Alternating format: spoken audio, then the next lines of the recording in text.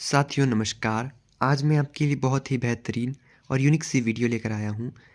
तो आज हम बात करने वाले हैं एंड्रोफ्लॉक्सासिन इंजेक्शन के बारे में। ये एंड्रोवेट करके आता है। तो ये जो इंजेक्शन है इसे कब हम अपने पशु में इस्तेमाल में ला सकते हैं और किस रूट से हमें उपयोग में लाना है, कितनी मात्रा में हमें इस इंजेक्शन को यूज़ में लाना है।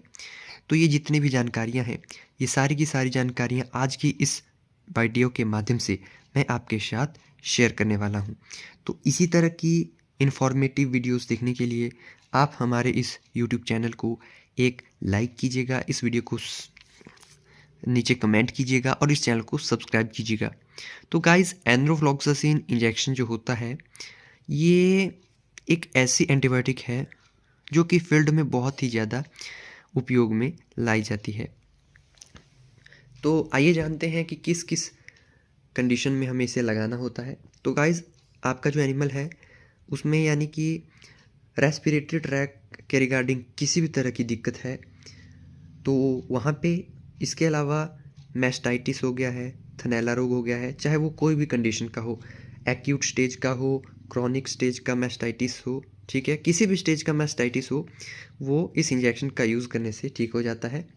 इसके बाद पशु की बच्चेदानी में लाइक सर्विक्स, यूट्रस में कोई भी इन्फेक्शन हो गया है, चाहे उसमें मेट्राइटिस हो गया है, पायोमेट्रा हो गया है, पस वगैरह भर गई है या सर्विक्स में स्वेलिंग आ गई है, ठीक है, कोई भी ऐसी सर्विक्स या फिर यूट्रस के रिगार्डिंग कोई इन्फेक्शन है तो उन सभी कंडीशंस में भी इस इंजेक्शन को यूज़ में लाया जाता है। उसके अलावा यूरोजेनेटल ट्रैक के रिगार्डिंग कोई इन्फेक्शन है तो उस कंडीशन में भी, साथ ही साथ पशु में हेमोरेजिक सेप्टिसीमिया एचएस जिसे हम गलघोंटू भी कहते हैं, उसके अलावा ब्लैक क्वार्टर हो गया, ठीक है, किसी भी तरह का गैस्ट्रोइंटेस्टाइनल इन्फेक्शन हो गया, यानी कि पशु में जैसे पेट के अंदर किसी भी प्रकार का कोई इन्फेक्शन हो गया है, इंटरनल इंजरी है, एक्सटर्नल इंजरी है, किसी भी तरह की इंजरी है या फिर घाव या फिर चोट लग गई है।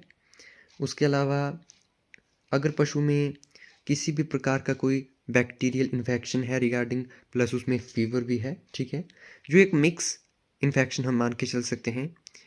तो कई बार क्या होता है कि हमें पशु में 2-3 बीमारियों के सिम्पटम्स हमें देखने को मिलते हैं, ठीक है। कई बार ऐसी कंडीशन होती है कि हमें ये लगता है कि ये वाली भी हो सकती है, ये वाली भी हो सकती है, तो डायग्नोस करने में दिक्कत आती है। तो इस तरह का अगर कोई आपको मिक्स इन्फेक्शन लगता है, बैक्टीरियल इन्फेक्शन, तो ऐसी कंडीशन में भी एंड्रोफ्लॉक्सासिन का इंजेक्शन आप यूज़ में ला सकते हैं।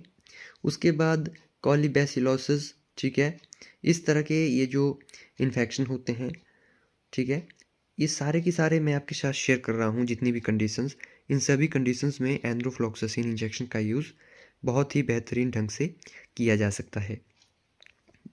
तो यहाँ पर हम वायल के बारे में भी थोड़ा सा बात कर लेते हैं। तो ये आप देख सकते हैं, इसकी जो पैकेजिंग है वो आपको 30 ml और 100 ml दोनों तरह से मिल जाती है। बाकी एंड्रोफ्लॉक्सासिन इंजेक्शन है तो इसको लगाने का जो तरीका है, इसको इंट्रामस्कुलर, इंट्रावेनस और सबकट, ठीक है, इंट्रामस्कुलर भी लगा सकते हैं, इंट्रावेनस भी लगा सकते हैं और सबकट रूट से भी लगा सकते हैं, ठीक है, तीनों रूटों से इसको लगाया जा सकता है। और ध्यान देने वाली बात यह है कि सिर्फ वेटनरी की मेडिसिन है तो आप इसे ऐसे ही घर में यूज़ में मत लाइएगा। वीडियो को देख के इस साइड हम बात कर लेते हैं। तो एंड्रोफ्लॉक्सासिन इसमें 100 mg के बेस पे होता है। यहाँ पे हम अगर विड्रॉल पीरियड की भी बात करें तो जैसे मिल्क और एग के लिए कोई एनिमल है, जैसे पोल्ट्री है, तो दूध और जो अंडे हैं जिस पशु में आप इसका यूज़ कर रहे हैं पोल्ट्री में, तो 7 दिन तक यूज़ में मत लाइएगा और मीट जो है वो 28 दिन तक हमें यहाँ पे यूज़ में नहीं लाना है, ठीक है। डायरेक्ट हमें सनलाइट में इसको नहीं रखना है, कूल एंड अच्छे प्लेस में इसको हमें स्टोर करके रखना है। बाकी यही मेन बातें हैं। अगर मैं यहाँ पे एमआरपी की बात करूँ तो ये आपको लगभग 100 या 70-80 के आसपास मिल जाता है। इसको आप ऑनलाइन इंडिया मार्ट से ख़रीद सकते हैं और ऑफलाइन ही आपको नज़दीकी के वेटनरी मेडिकल स्टोर, हॉस्पिटल और जो डिस्पेंसरीज होती हैं वहाँ पर ये इजीली अवेलेबल हो जाएगा। तो गाइज़, यहाँ पे कुछ मैं आपको इसके ब्रांड नेम भी बता देता हूँ। तो कौन कौन से नाम से ये आता है? तो जैसे ये एक तो आप देख सकते हैं एनरोवेट के नाम से आता है, एक आता है यह एनकूर के नाम से, एनरोकेयर के नाम से, एनरोसिन के नाम से, एनरोसैक के नाम से, एनरोस्ट्रॉन्ग के नाम से, एनरोट्रिट के नाम से, एनरॉक्स के नाम से, उसके अलावा मैंड्रोवेट के नाम से, गाइडोलॉक्स के नाम से, क्वांटास के नाम से, पेनेरोसियन के नाम से। तो ये जितने भी नाम मैंने आपको शेयर किए हैं, तो इन नाम से ये जो इंजेक्शन है ये आता है। ब्रांड नेम जो है इसका वो ये है। बाकी पैकेजिंग का मैंने आपको बता दिया है, 15 ml, 30 ml और 100 ml, इन तीनों में ये आपको मिल जाता है। और एक यहाँ पे बहुत ही मेन बात ये है कि इसका जो यूज़ है वो आप अपनी कैटल, बुफेलो, गोट, शीप में ला सकते हैं, और हॉर्स में कभी भी इसका आपको यूज़ नहीं करना है। ये आपने ध्यान देना है कि ये जो इंजेक्शन है इसको कभी भी हॉर्स में, घोड़े में हमें कभी भी इस इंजेक्शन को यूज़ में नहीं लाना है, ठीक है। एनरोवेट, ठीक है। हमें याद रखना है कि एनरोफ्लॉक्सासिन के और भी इंजेक्शन आते हैं जो कि रिकमेंड करते हैं कि हॉर्स को लगाया जा सकते हैं, लेकिन एनरोवेट जो है वो, या इस तरह के जो कंपनी इसे मेंशन करती है कि इसे हमें हॉर्स में नहीं लगाना है। तो गाइज़ यहाँ पे डोज रेट की अगर हम बात करें तो डोज रेट बहुत ही ज़रूरी हो जाती है। तो इसकी जो डोज़ है वो 2.5 से लेकर कितना, 2.5 से लेकर 5 mg पर kg बॉडी वेट के हिसाब से जो है वो लगाया जाता है, ठीक है।